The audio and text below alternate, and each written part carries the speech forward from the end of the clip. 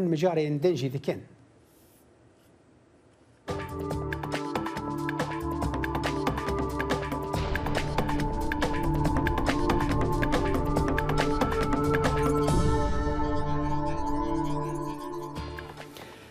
لپرسینا قانوندانان امریکی درباره ایریشا شش چله سالا بوریده لسر آواهی کنگرس سهشنبه بردوام کرد به دانشتنه که گشتی اکو وکولین لدور هولدان سروکیبر دونالد ترامپ ین هلوشاندنا انجام هلوجارتنان کرد وکی کو نوچگهانا دنگی امریکا لکنگرس کاترین جیبسون دیارده که ارگومنتا وکولاران او کو ادعای دروین ترامپ راست بونه سدما ایریشا کجر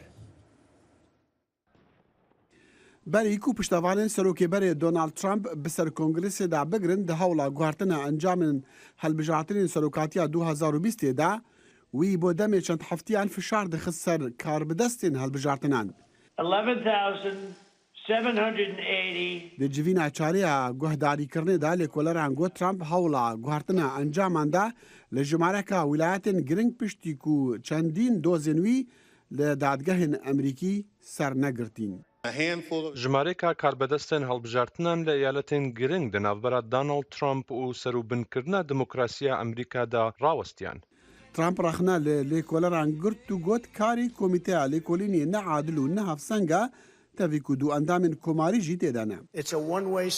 ئەو جادەیەکێک عالیە ئەو ڕێکەفتنەکە سەختەیە ئەو شەرمەکە و دیرۆکە وڵاتی مەدا تجاری نەبوویە کو نونەرتیا مە تونەبە.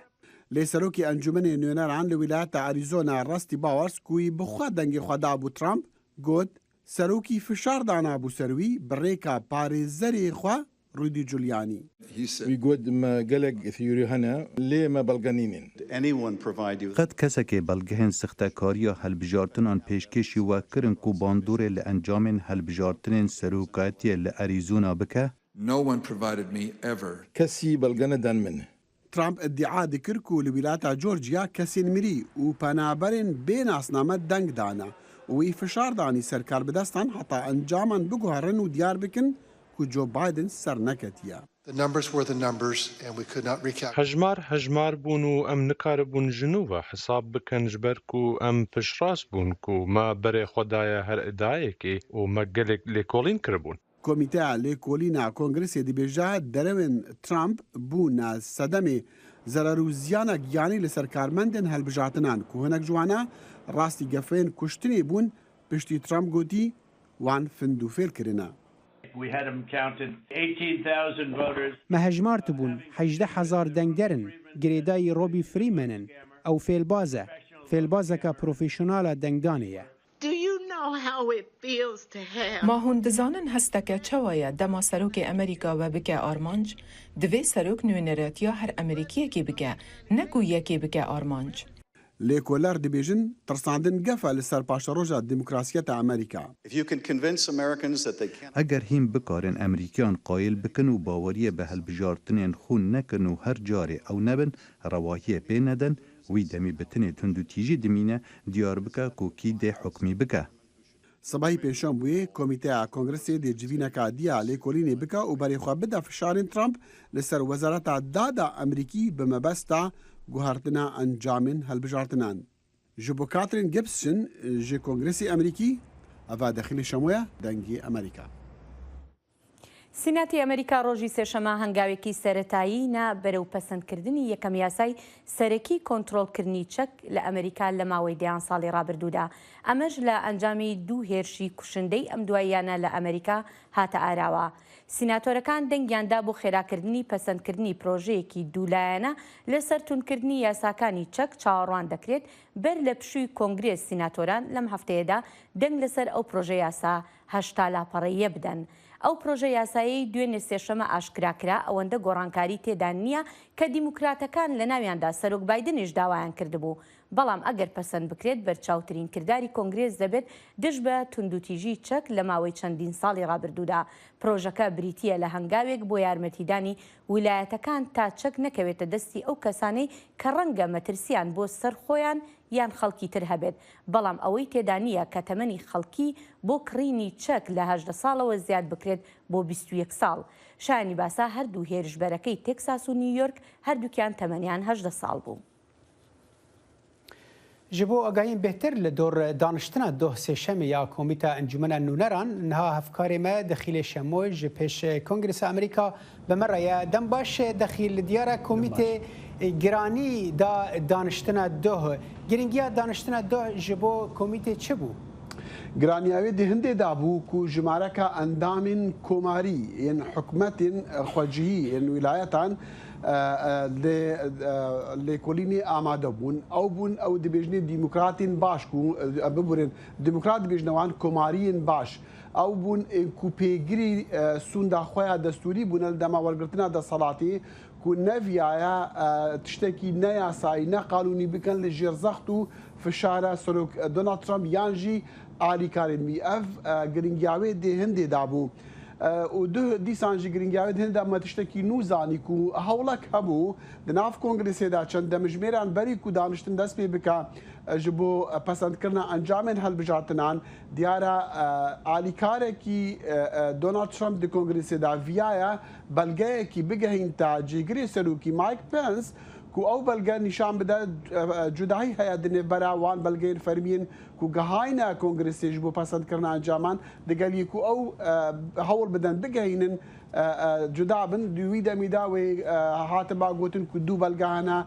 دوی لیکولین بکرین یعنی او لیکولین چند یعنی پسند کرنا انجامان چند هات با دو اخستن چند ند قازانجا سرکتنا یعنی انجامن درست سرکتنا هربجاتنا اندابو باشه دخیل یعنی کمیت باوی کی تایبت دخوازه بگه چه انجامان وی درباره ده؟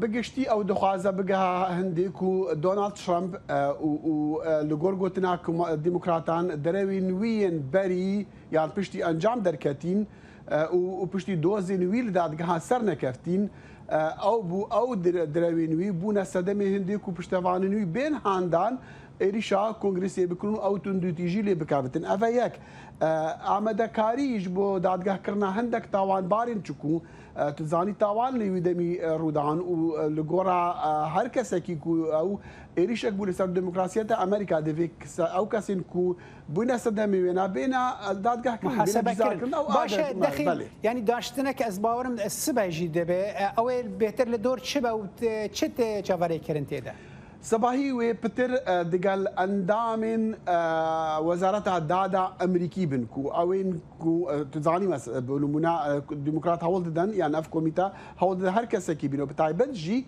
کوماری کو عسکری دیویژن کو اوپش دوانه دونالد ترامپ بون ده هل بجاتنا ده دنگ دانه دونالد ترامپ لی دما مساله بیت سر مسالین شکاندنا دستوری او نکریا وزارت دادی جی و بتایبت جی وزیر دادی بل بار یک شوانه بو کل والمدیر روجنداوی لدیجی هندی بوکو با گوتنا ترامپ بکا و انجام هالبجاندنا پوج بکا یعنی بله صالح بله دخیل شموتش پیش کنگرس مربی گلک سپاس بودم سپاس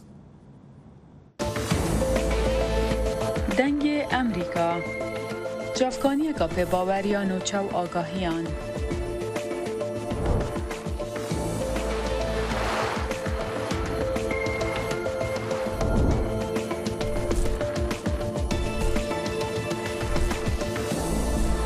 برای مالپر و پلاتفورم میدیا جواکیا دنگ امریکا بالا خوب بدن پزانین و نوچه جیهانه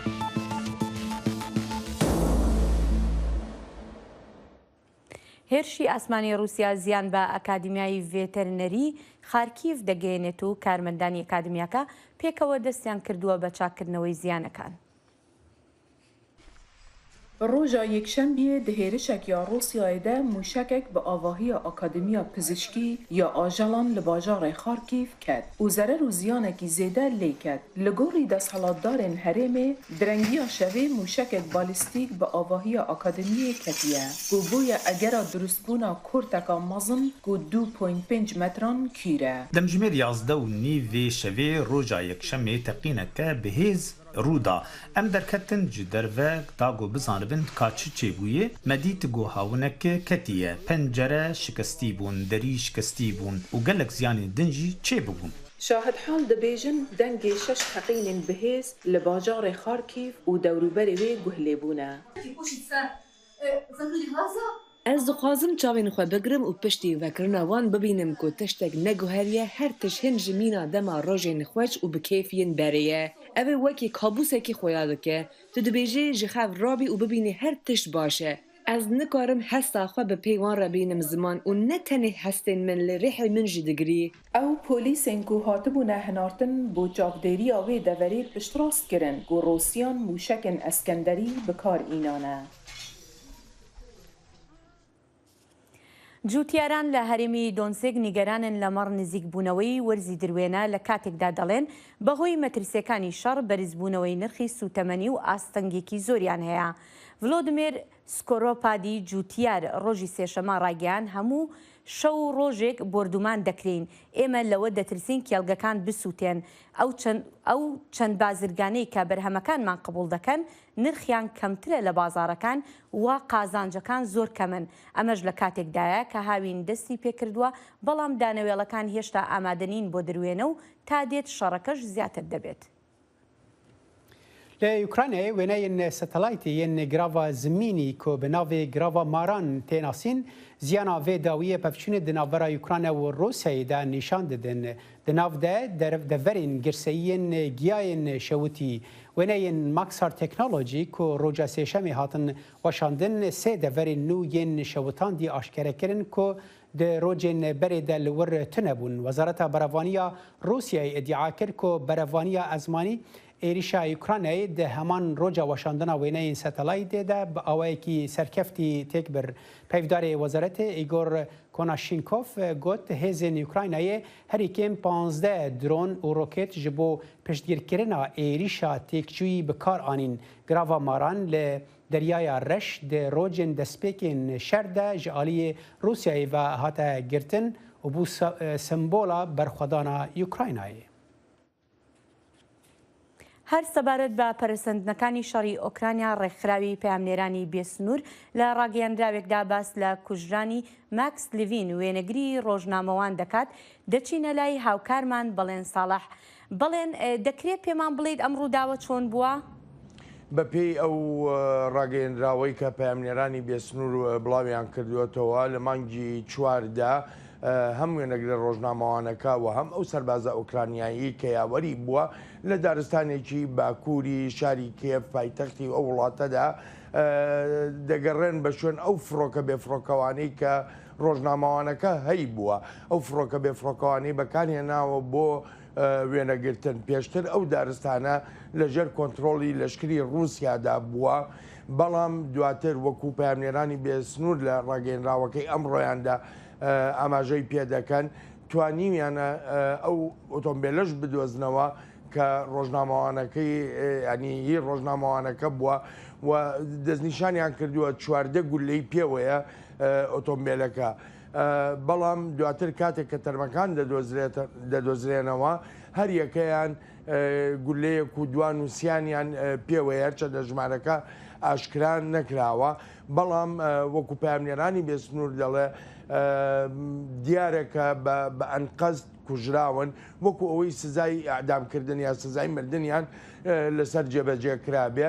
بێجگەلەوە چوونەتە ناو سەربازگەیەکی چۆڵکراوی لەشکری رووسیاوە هەر بۆیە وەکو پەیامنێرانی بێسنوور دەڵێ گومانباری یەکەم لەم کردەی کوشتنانەدا لەشکری رووسایە.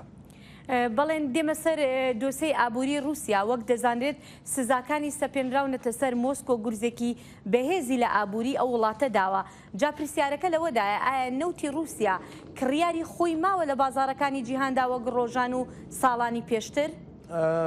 هێرۆ وڵات زۆرن کە دەیانێت سوود لەم دەرفەتە ببینن دەرفەتی قەیرانی ئۆکرانیا و ئەو لە پەراوێزنانەی کە رووسیا تێی کەوتووە. لە بەرامبەریشدا ڕووسەکان ئەلبەتە هەموو جۆرە سیاسەتێ بەکاردێنن بۆی خۆیان لەو قەیرانە ئابووری و داراییانە دەرباسکەن. یەکێ لەو جۆرە سیاسەتە ئەوەیە بە شێوەیەکی بەرچاو نرخی نەوتی دابەزاندووە یا کەمی کردوێتەوە لە کاتێکا خۆ دەزانی لە بازاڕەکانی جیهاندا نرخی نەوت هەروە دێ و بەرزتر و بەرزتر دەبێتەوە. هندستان یەکێکە لە وڵاتانی کە دەیەوێت سوودێکی تەواو لەم دەرفەتە ببینێ بەپێی لە دوانەکانی کاربەدەستانی هندستان دەڵێن ئەمە دەرفەتێکی زۆر گونجاوە تا بتوانرێ سەودایەکی بازرگانی گەورە بۆ کڕینی نەوت لەم کاتەدا کە نرخی نەوتی رووسیا لە هەموو شوێنێک یاخوب بە بەراورد بە نرخی جیهانی هەر ئێجگار هەرزانترە هەر بۆیە ینی حکوومەتی هندستان کاری لەسەر ئەوە کردووە کە قەبارەیەکی ئێجگار گەورەی نەوت لە رووسیا بکڕێ.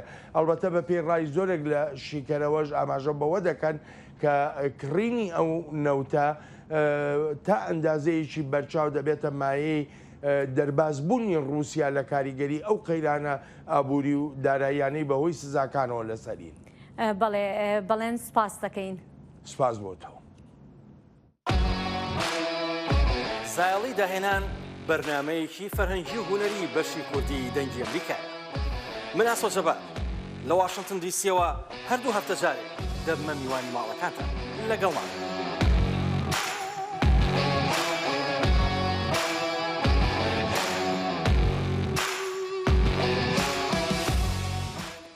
سکرتێری گشتی نەتەوەی گرتوەکان ئەنتۆنیۆ گۆتێرێژ داوای لە ئەنجومەنی یاساییش کرد مۆڵەتی ڕێگەدان بە ناردنی هاوکاریەکان لە تورکیا بۆ ملیۆنان خەڵک لە باکووری ڕۆژهەڵاتی سووریا درێژ بکەنەوە. زانیاری زیاتر لەم راپۆرتەدایە. دەستورە نەتەوەین یەکبوویک و دەستور دەدە شاندنا کەل و پەلان بڕیە ترکیە بۆ باکووری ڕۆژاوای سووریا یا دبن کۆنترۆلا ئۆپۆسیۆنێ دەهێ ترمەهێدە بداوی دەبە. پێویستیەکە ئەخلاقیە بۆ مرڤ ئێش و بەلەنگازیە 4.1 میلیۆن مرۆڤان لە هەرەمی بینە زمان گۆ حەوجەداریە وان بە ئالیکاری و پاراستنێ هەیە. هەواڵبەندا سووریا رووسیا دەبێژێک و ئۆپەراسیۆنە دەمدرێژ سەروەری و یەکپارچەیە ئاخا سووریا بن پێ دەکە ئەو دەبێژێک و دەبێت بێتر ئالیکاری ji هەندری وڵات وەرە ڕادەستکردن ئۆپۆسیۆن دەترسێک و خواردن و ئالیکاریên din dê bikeve bin kontrola hikûmetê. Civaka navnetewî alîkarî dago li Sûriye rûxandineke bi tevahî çênebe. Me gihiştin baştir kir, me berxwedan ava kiriye. Lê tekane rê ji bo bidawîkirina krîza mirovahî lê Sûriye biriya agirbestiyeke rast lê seranserî Sûriyeyê û çareseriyeke siyasî ye got xelkê Sûriye bikaribe paşa roja xwe bibîne. Guterres got ku di sala borî de netewên yekbûyî 5 radestkirinin bi vî rengî ku bi navê xaçê tê zanîn li oposyona Bakurê Rojava kontrolkirina pêk anîne lê bêtir alîkarî were kirin.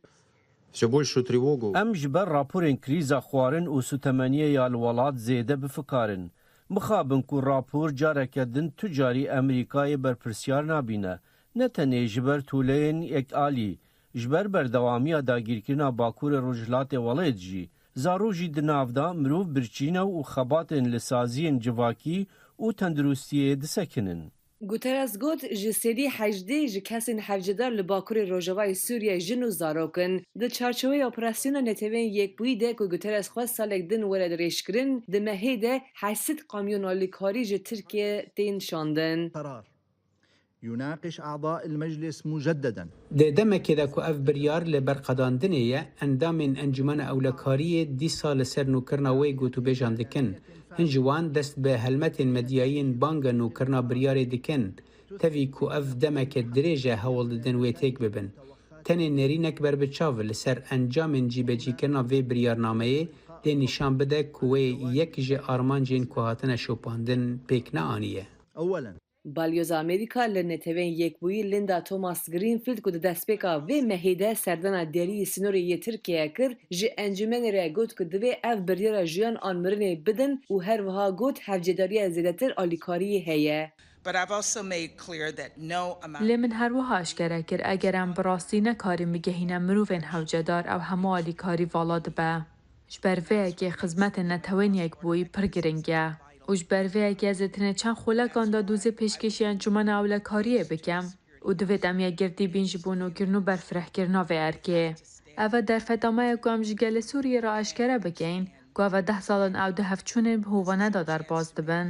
Lê me ew ji bîr nekirîne. Di sala 2014 de Encûmena Evlîkariyê destûr da gîhandina alîkariyên mirovî ji Iraq, Ürdün û du xalên Tirkiye bo deverên ku dibin destê opozisyonê de ne li Sûriye. Lêbelê hêzên veto yên Rusya û Çîn ev yek daxistiye tenê xalekî sınoriya Tirkiye. Cigirê balyozê Rusyayê netewên yekbûyî Dmitry Polyanskî rexne dibe li ser hevildanên netewên yekbûyî yên ji bo gîhandina alîkariyan bo Bakurê Rojavayê Sûriye ji hundirê welat.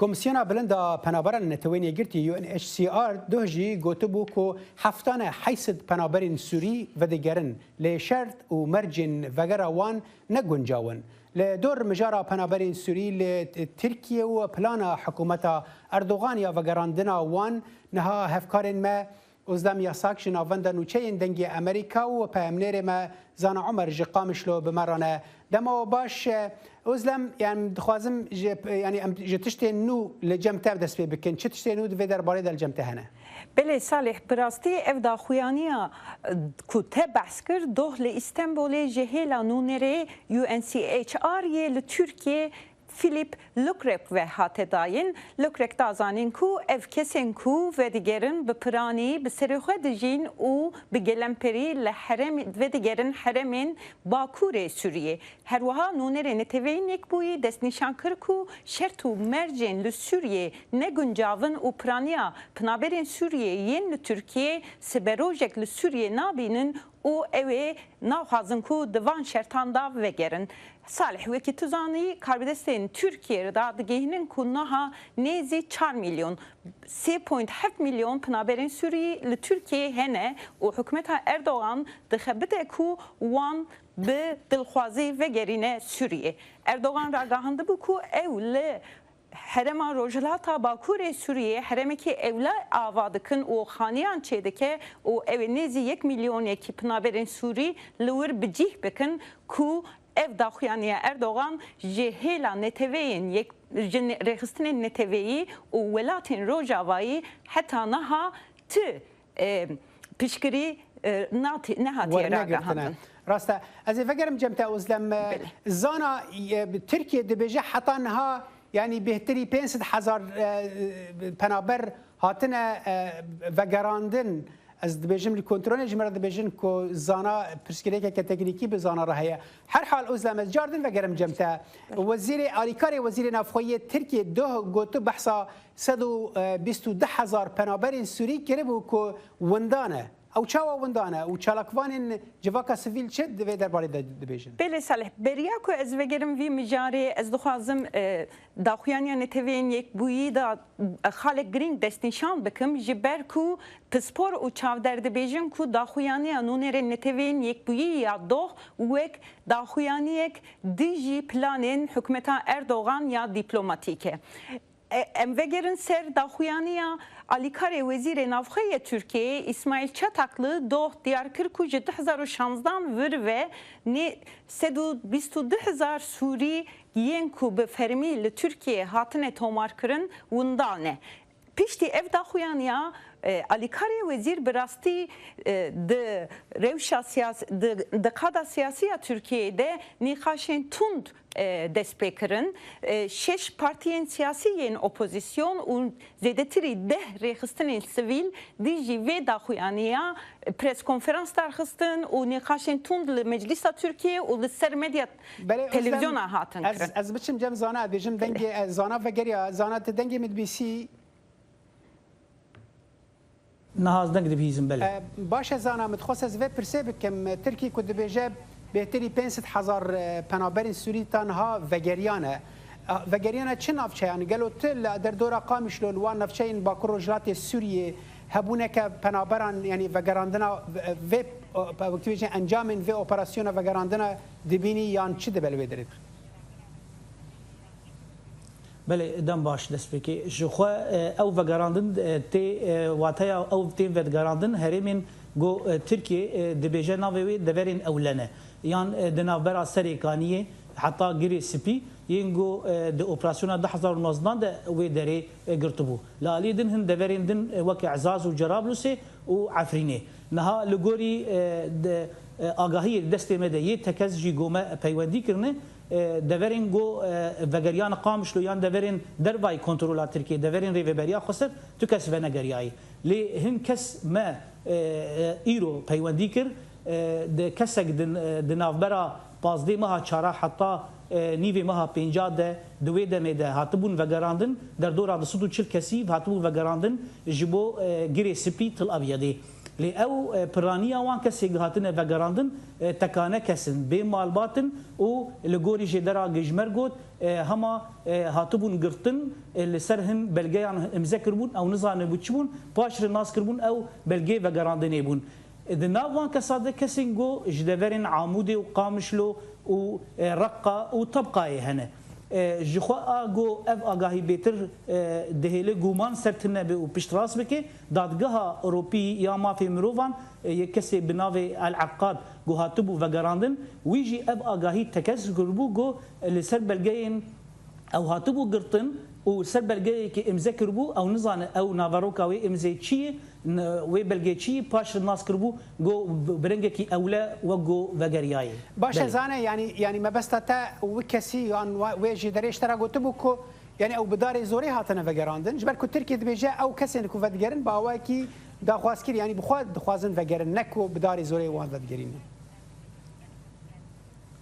نها آگاهیên din yên di destê me de tekez ji wan kesana yên hatibûn vegerandin bi darê zorê ji bo girê spî ew grûpên cekdar yên bi ser Tirkiyeyê li girê spî daxwaza fidyê pereya ji malbatê wan kirine gihiştî heta nêzîkî $10,000 da ku wan berdin karibin vegerin malê xwe ji deverên din yani pirsek din li virheyî ew deverana yani ew piraniya kesin ew nifşê hatî vegerandin 140 kesî piraniya wan ji deverên Reqqa û Tebqa û deverên din in yani dixwazin vegerin malê xwe lê ew grûpên ser Tirkiyeyê de rê digire û wek girtî wan bi kar tîne da ku fidyê bîne fişarê ser malbatê wan tê kirin بله پیامنێرê me li Qamişlo zana Omer tiş Qamişlo û Özlem Yasak hevkara me ji navenda nûçeyên dengê Amerîka gelek spas ji bo demawe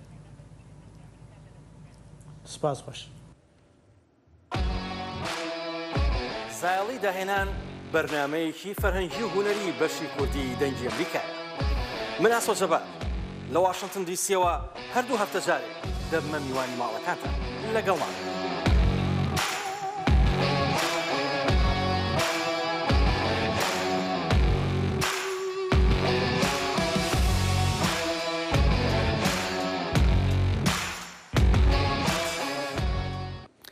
اردهجکا بهز ل افغانستان هریکم 920 کس کشتن و بهتری 600 کسین دنجی بریندار کرن کار به دستان روجا چهارشنبه گوت و تچاوری کرن که هجمار زیاده به دما رزگار کر بگهن دورین دور اردهجا بهزا 5.9 پله بهتر لروجهلات لسر سینور پاکستان رودا جه کومروف بر جیانک دجوار دجین لولاتکی کو بر به کارساتک مروی و دچه و کنترل کردن طالبان د تباغ بوریدا او خرابتر کریه بردفکی حکومت بلال کریمی جه اجانس فرانس پرس را گوت کو هجمارا کسین کو اردهج دا جیانا خو جدستانه بلند و گلک خانی زرار دیتنه و خلق دهندری مالین خدا آسیمانه یعقوب منظور سروکی کی ایلیج پاریزگاه پاکتیکا گوت تیم رزگار کرنه جبو آلیکاریا کسین زیان دیتی کم بونه بازار خوجهی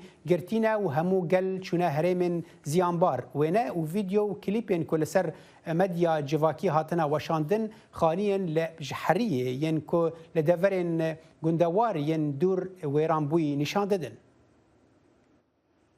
لە ماوەی ڕابردوودا لە هەرێمی کوردستان سەدان کەس بەهۆی سکچون و ڕوشیانەوە گەیشتونەتە نەخۆشخانە و ژمارێک حاڵەتی نەخۆشی کۆلێراش پشتڕاستکراونەتەوە لە کاتێکدا هەندێک کەسیش بەهۆیەوەی گیانیان لەدەستداوە بۆ زانیاری زیاتر لەسەر ئەم نەخۆشیە دەچینە لای دکتۆر سیروان محەممەد جەمال بەڕێوەبەری گشتی تەندروستی گەرمیان و ئەندامی ژووری وەزارەتی تەندروستی بۆ ڕوبەڕووبوونەوەی کۆلێرا دکتۆر سیروان سپاس بۆ کاتەکەت دەمەوێت بۆ پرسیارە دەست پێ بکەم دەزانین نەخۆشی کۆلێرا نەخۆشیێکی نوێ نییە بەڵام بۆچی ئێستا لەم کاتەدا بەو شێوەیە لە هەرێمی کوردستان بڵاو بۆتەوە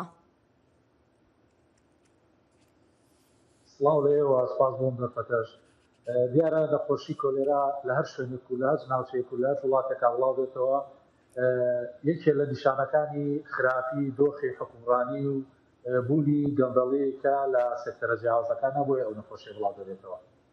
بەڵێ باشە دکتۆر ئێستا لەم کاتەیە بە چ شێوەیەک ئێوە مامەڵە لەگەڵ بڵاوبوونەوەی ئەو نەخۆشیەکەن؟ ئەمە وەک بەڕێوەبەرایەتی گشتی تەندروستی گەرمیان لە سنووری ئیدارەی گەرمیانە بەدەکاری خۆمان کردووە لە ڕووی دابینکردنی دەرمان و تێداویستی پزیشکیەوە و هەروەها ژوورێکی ئۆپراسیۆن لە ئیدارەی گەرمیان دروست کراوە کە سێکتەرە جیاوازەکانی وەکو فەرمانگەی ئاو فەرمانگەی ژینگە شارەوانی ئەمانە هاتوونەتە سەرخەت بۆ ڕێگرتن لە بڵاوبوونەوەی نەخۆشی کۆلێرا چکەوەی تا ئێستا هەیە لە سنوورەکەی ئێمە تا ئێستا پەتای توندی سفچوونەوە تا ئێستا حاڵەتی کۆلێرا لە سنووری ئیدارەی گەرمیان تۆمار نەکراوە. بەڵێ دکتۆر ئاماژەت بۆ کرد هۆکارەکەی گەڕێنیتەوە بۆ گەندەڵی بەڵام دەمەوێت بزانم لە چ ڕوویەکەوە باز لەم بابەتە ئەەکە ینی بۆچی وایە خۆ لە ماوەی ڕابردووە چەند نەخۆشی تریش بڵاوبوونەوە لەوانەدا ڤایرۆسی کۆرۆناش کە لە هەرێمی کوردستان و لە تەواوی جیهانیشدا بڵاو بووەوە.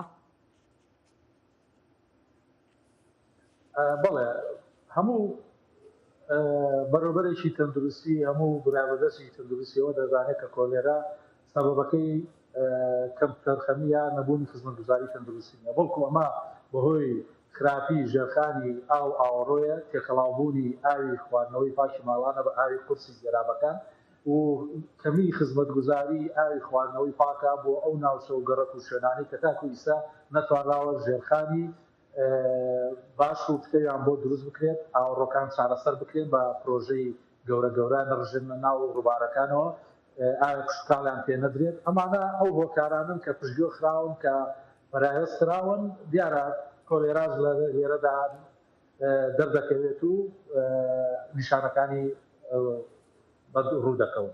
بەڵێ دکتۆر دەگوترێت یەکێک لە هۆکارەکانی ئەوەیە کە ئاوی پیس بەکاردێ بۆ با بڵێن بۆ ڕز و باخەکان ئایا ئەمەی هۆکارێکە بۆ ئەوە؟ بێگومان یەکێک لە هۆکارەکانی ئەوەیە ژنا دەرکەوتنی نەخۆشیەکە لە ناو شار و لە ناو گەڕەکانە خۆ لە ناو گەڕەکانە باک و باقاتی کوشتکاڵی نییە تاکەوە بکرێ بەڵام کاتێککە بڵاو دەبێتەوە کاتێککە سەرڕ دەدات ئەو کاتە ئەو لایەنە پەیماندارانە لەژێر زەخت و لەژێر شاری لایەنە تەندروستیەکانی ئێمە دەسەکەن باڵمەتی ڕاگرتن و لابردن و تەخەتکردنی ئەو زەویە کوشتکاڵیانەی کە بە ئاوی قورس دەدرێن ئیجنا خۆ غێری کاتی کۆلێراز ئێمە لە کاتەکانی کەشە زۆر داواکاری ئاراسی لایەنی پەیوەندیدار دەکەین ینی بۆ ڕێگەگرتن لە چەندەها نەخۆشی بڵاوبنەوە بەڵام بەداخەوە بەهۆی خراپی دۆخی حکومڕانێتەوە گوێمان لێ ناگیرێت مستاوەکانمان پەرایز دەخرێت یان کاریان پێ ناکرێت. بەڵێ باشە دکتۆر دەمەوێت بزانم بێمە سەر ئەو بابەتەی کە خەڵکی چۆن بتوانن خۆیان لەم نەخۆشیە بپارێزن.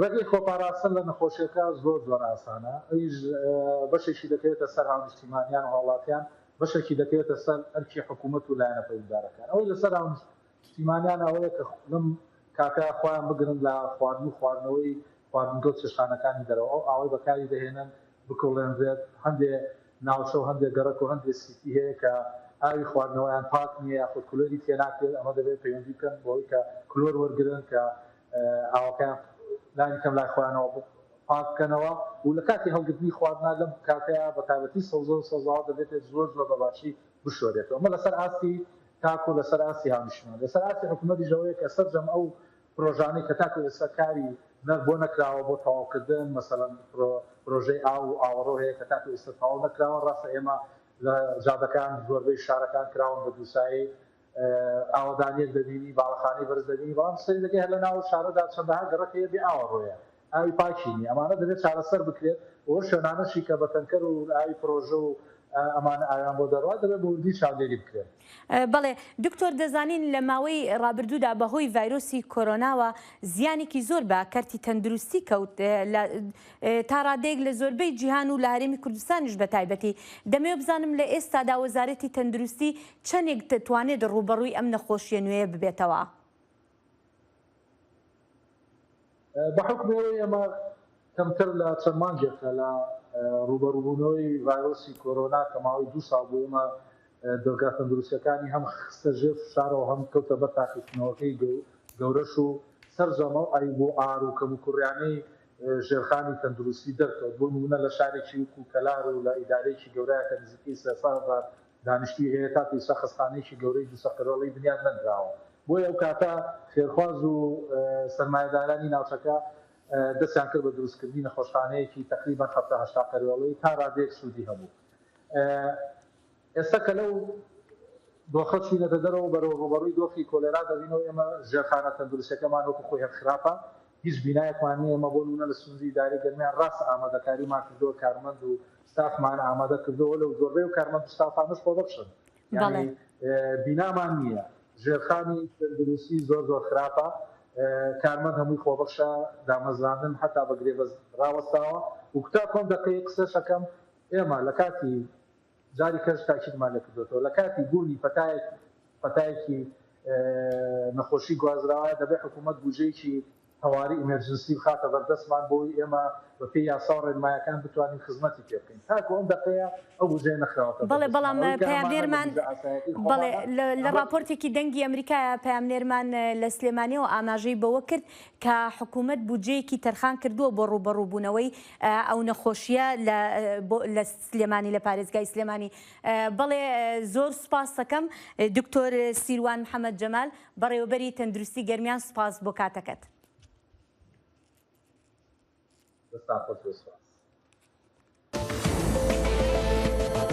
دەنگی ئەمریکا سەرچاوەی متمانە پێکراوی هەواڵ و زانیاری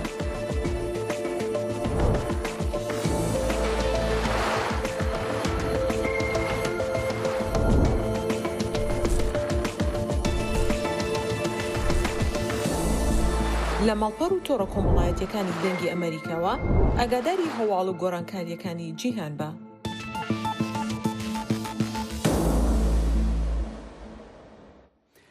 باژارê New York mêvandariya yek ji mezintirîn konferansên salane konferansa NFT dike ku li gorî organîzeran bala zêdetirî 15,000 kes ji seranserî cîhanê dikişîne xwediyên hunera elektronî li hevkom dike û dahênerên kelûpelên dijîtal navên xwe li ser tora internetê dihêlin. Hevkarê me Mihemed Necat ev raport amade kiriye.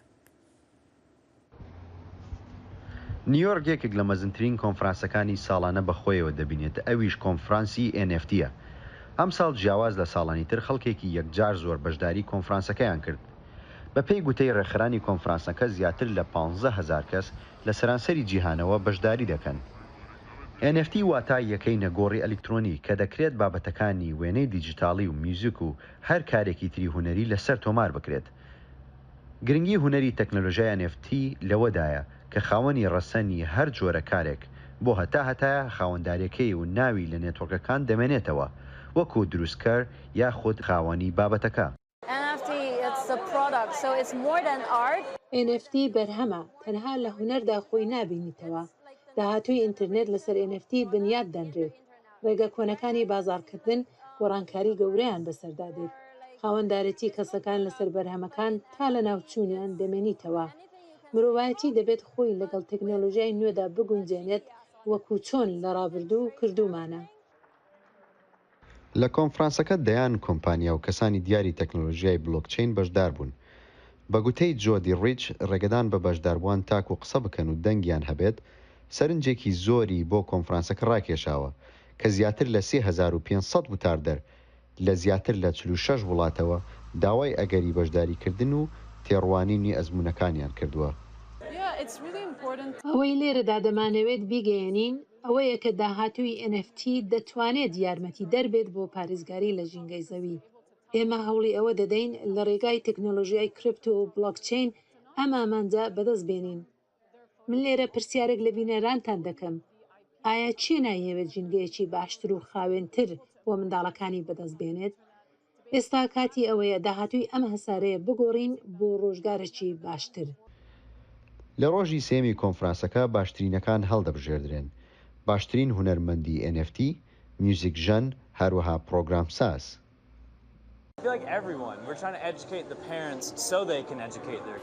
ئێمە لە ڕێگای تەکنۆلۆژیای بلۆکچین و AFTەوە دەمانەوەی چالاکی قوتابخانەکانی سەرەتایی و ناوەندی بگۆڕین. دەمانێت وا لە منداڵان بکەین خۆلیای خۆیان و خوێندنەوەیان لەلادا زیاتر بێت. لێرەدا تەنها ئامانج فێربوون نییە، بەڵکو بەسەربردنی کاتێکی خۆشیشە لە دوای قوتابخانە لەسەر بلۆکچین کە لە ڕێگای کۆمپانیەکەمانەوە بۆ منداڵانی دابین دەکەین. لەگەڵ دابەزینی نرخەکانی کریپتۆ و NFT بەگشتی لە مانگی ئایاردا کە بەڕێژەی لە 170 کەمی کردووە، جیهانیش بەڕوبەڕووی هەڵاوسانی مێژووی ئابووری و بەرزبوونەوەی تێچووی وزە و توونبوونەوەی سیاسەتی دراو بووەتەوە. بەڵام ڕێکخەران و پاڵپشتیکرانی کریپتۆ پێیان وایە داهاتووی تەکنەلۆژیا بۆ کریپتۆ و NFTە کە هەرچەندە نرخەکانیشی جێگیر نین. محەممەد نەجات دەنگی ئەمریکا، نیویۆرک. ئێستاش دەچینە نیویۆرک بۆ لای هاوکارمان محەممەد نەجات کە لە کۆنفرانسی NFT و کریپتۆیە لەوێ. محەممەد سوپاس بۆ کاتەکەت. با لەو پرسیارەوە دەست پێ بکەم، دەکرێت پێمان بڵێ گرنگی ئەم کۆنفرانسە لە چیا بوو و هەروەها باسێکمان لە گرنگی کریپتۆ و هەروەها NFT بۆ بکەی؟ بەڵێ زۆر سوپاس هێرۆ. گرنگی ئەم کۆنفرانسە جیاوازی ئەم ساڵی لەگە ساڵانی ترەوە بوو کە زۆرترین کەس لە هەموو جیهانەوە بەشداریان تێدا کرده بوو. ئەم ساڵ نزیکەی 15,000 کەس لە کۆنفرانسەکەدا ئامادەبوون لە 3 ڕۆژەوە دەست پێ دەکات، لە ڕۆژی دووشەمەوە تا ڕۆژی پێنجشەمە بەردەوام دەبێت. گرنگی ئەم کۆنفرانسە لەوەدایە کە ئەو کەسانەی کە خولیای کارکردن لە پرۆژەکانی NFTیان هەیە، ئەو کەسانەی کە خولیای کارکردنیان هەیە لە Web3 کە جەنریشنێکی تازەی ئینتەرنێتە، دێن لە نیویۆرک ئەم ساڵ جیاواز لە ساڵانی تر پرۆژەکانیان پێشکەش دەکەن. ئەم ساڵ زیاتر لە 1500 کەس تەنها لە ناو کۆنفرانسەکەدا لە ماوەی 3 ڕۆژدا دەرفەتی ئەویان پێدراوە قسە بکەن، پرۆژەکانیان پێشکەش بکەن. بە خۆتان دەزانن کریپتۆ و NFT بەگشتی شتێکی بەربڵاوە ئێستا لە کۆمەڵگەکانی جیهاندا و بە هەمان شێوە لە کوردستانیش خەڵکێکی زۆر بە شێوازی جیاواز بەرەمهێنانی تێدا دەکەن، پارەی تێدا دادنێن بۆ ئەوەی قازانجی و سوودی لێوەربگرن. ئەمە لە هەموو وڵاتانی تریش ڕاستە. خەڵکێکی زۆر پارێکی زۆریان لێ پەیدا کردەوە، بەداخەوە خەڵکێکیش زەرریان لێ کردووە. ئەمە سروشتی بازاڕی ئەلکترۆنیە. دیارە ئەمە چەند ساڵێکە بەردەوامە لە ساڵانی 2015 سەرەتاکانی 2017ەوە تاکو ئەم ساڵ بەردەوامی نرخەکانیشیان بەرزینزمی زۆری بەڵێ ئێستا لە راپۆرتەکە گوێم لێ بوو کە ئاماژت بۆ کرد نرخەکانی دابەزیوە لە ئێستادا. باشە داهاتووی ئەمە چۆنە بێ؟ ئایا لە کۆنفرانسەکە هیچ ئاماژە بە هۆکارەکانی کراوە؟ بەڵێ من خۆم قسەم لەگەڵ کۆمەڵێک کەس کرد لەوێ. پێشبینیکردنی داهاتووی کریپتۆ یاخود ستۆک مارکێت بۆ ئەوەی بزانیت کە ئایا نرخەکانیان دەچێتە سەرەوە یاخود دێنە خوارە، ئەوە شتێکی مستەحیل و زەحمەتە. بەڵام بە پێی ئەو گوتانەی کە من لە ئەو کەسانەی کە دیڤلۆپەرن یاخود پرۆگرام سازی یان ئینڤێستەری ئەو مارکێتانن زۆر پۆزیتیڤن، زۆر پێیان وایە کە ئەمە شتێکی زۆر ئاساییە لە کریپتۆیە، ئەمە شتێکی زۆر ئاساییە لە NFT. تۆ هوەرێکی دیجیتاڵی ئەلکترۆنیت پێەیە، بە پێی بازار نرخەکانی دەچێت سەرەوە و هەندێک جاریش دێتە خوارەوە. بۆیە ئەوان زۆر مستەڵەحێکەیە لێرە پێی دەڵێن دایمن هاند، واتە دەستیان ئەو کەسانەی کە لە کاتی بەرزبوونەوەی نرخەکان یاخود هاتنەوەی نرخەکان کەلوپەلەکانیان نافرۆشن، ستۆکەکانیان نافرۆشن، کریپتۆیەکانیان نافرۆشن، چاوەڕێ دەکەن بۆ ماوەیەکی دوور بۆەوەی بچێتە سەرەوە نرخەکانیان ئەو کات بیفرۆشن و قازانجی باشی لێ بکەن. بەڵێ محەممەد نەجات زۆر سوپاس دەکەین. زۆر سپاس بۆیەوەش. چەرەسی کۆلا کە داری کۆلا دروست دەبێت بە زۆر شێوە بەکاردەهێنرێت. ئەمە سوودێکی زۆری تەندروستی هەیە و یەکێکیش بووە لە پێکاتەکانی خواردنەوەی کۆکا و خواردنەوە و زەبەخشەکانی تر. ئەم چەرەسە بووە بازرگانێکی گەورە بۆ وڵاتی کۆتۆڤوار یان کەناری عاج. گوێزی کۆلای ڕەسەنی کەناراوەکانی ڕۆژاوی ئەفریقای ئیستیواییە، بە لە بەرچاوگرتنی جۆرەکەی بەکارهێنانیشی بەرفراوانە لەوانە وەک پێکهاتەی خواردنەوە گازیەکان و خواردنەوە وزە بەخشەکان با شێوەیەکی باڵا هەناردەکردنیشی بەرز بۆتەوە. بەرهەمهێنەرە گەورەکانی ناوچەکە وەک نەیجیریا و کەناری ئاج و کامیرۆن و گانا و سێرالیۆن لە ساڵی 2019دا زیاتر لە 260,000 تۆن گوێزیان بەرهەم هێناوە بەپێی ئاماری ڕێکخراوی خۆراک و کشتتوکاڵی نەتەوەیەکگرتوەکانیش لە هەمان ساڵدا بەهای پیشەسازیەکەی ئەو بەرهەمە زیاتر لە 270 ملیۆن دلار بووە.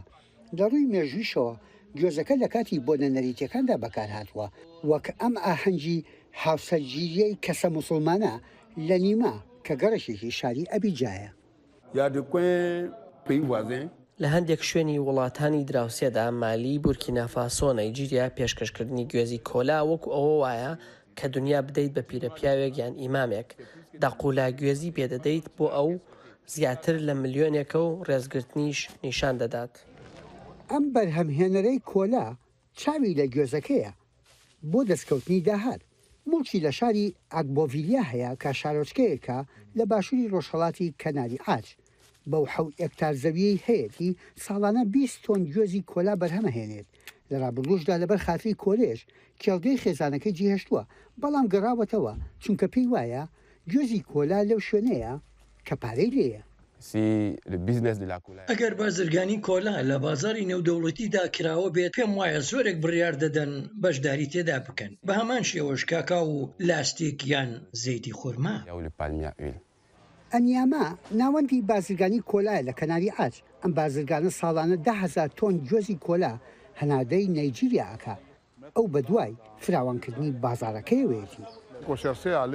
ئێمە بە دوای دروستکردنی کێڵگەیەکی زۆر داین و بچینە دەرەوەی ئەفریقا لە ئەوروپا و ئاسیا و ئەمریکا بۆ گەڕان بە دوای هاوبەشدا. ئەگەر هاوبەشمان هەبێت باشتر کار دەکەین. دەبێت کۆلا لە هەموو جیهاندا بناسرێت. کاتێک بازار دەستی بە گەشەکردن کرد لەو کاتەوە بەرهەمهێنەران و بازرگانان و هەناردەکەران لە ساڵی 2017دا کۆمەڵی پیشەسازی ئینتەرکۆلایان پێکێنا. ئامانجەکەشیان فراوانکردنی بەکارهێنانی گوێزەکە بووە لە جۆرەها پیشەسازی بەتایبەتی پیشەسازی سۆدا. ئامانجی کۆمەڵی پیشەیەکان زیادکردنی پشکی پێشەسازیە. بەها زیاد دەکات و زیانەکانی دوای درێنەکردن سنووردار دەکات. ئەمەش لە کاتی فرۆشتنی جۆزی دەستکاری نەکراودا ڕوو دەدات. ئێمە بەرەو ڕێبازێکی مامناوەند و درێژخایان دەڕۆین بۆ زیادکردنی پشکی پێشەسازی. گوێزی کۆلا لە ڕێچکەی ڕەسەنی کۆکاکۆلادا بەکار هاتووە ڕوون نییە کە ئایا هێشتا لە لیسی سوپەرنیهێنەکانی پێکاتەی کۆکادان یاخودنا. بەڵام لای ئەم بەرهەمهێنەرانە بەکارهێنانی کۆلا بۆ پیشەسازی زیاتر ئامانجەکەورەکەیانە. یحیا بەرزنجی دەنجی ئەمریکا بۆ راپۆرتی یاسینسیۆ لە ئابیجان لە کەناری ئاج. لێچوونە داوین جێ بۆ ئۆلۆمپیادên تۆکیۆیên ساڵا بورî ku ji ber COVID-19 hatin paşxistin 13 milyar dolar bûn li gor komîta rêkxer ku roja sêşemê di çalakiya xwe ya dawî de got berî ku ew dawiya mehê were hilweşandin. Lêçûn du qat bû ji ya ku di sala 2013 de hat pêşbînîkirin dema Tokyoyê xelata lîstikan wergirt. Lêbelê lêçûna dawî ku ji hêla organîzeran vahatî pêşkêşkirin ji 15.4 milyar dolarên ku wan pêşbînî kiribûn kêmtir e. Saziyên hikûmeta Japonî di serî de jî hikûmeta metropola Tokyoyê 55% ji lêçûna tevahiya ku bi qasî 7.1 milyar dolar girtin. Budceya Komîteya Rêkxer ya taybet 5.9 milyar dolar bû. Komîteya Olimpiyadê ya navnetewî bi 1.3 milyar dolar beşdarî vê budceyê bû ku beşdariya herî mezin 3.4 milyar dolar ji sponserên herîmî tê. بەڵێ ساڵح ئەڵبەتە تەنها ئۆلمپیاد نەبوو کە زەرمەندی ڤایرۆسی کۆرۆنا بوو کۆمەڵی یانەی تر و پاڵەوانێتی تریش بە هەمان شێوە زەرمەند بوون لەم بوارەدا. ڕاستە بینەر هێژان لەڤر کورد کۆنێکشن ئیرۆ بەداوی تێ تا جارەکە دن بمینن دناف خێر و خۆشیەدا. هەر شاد بن.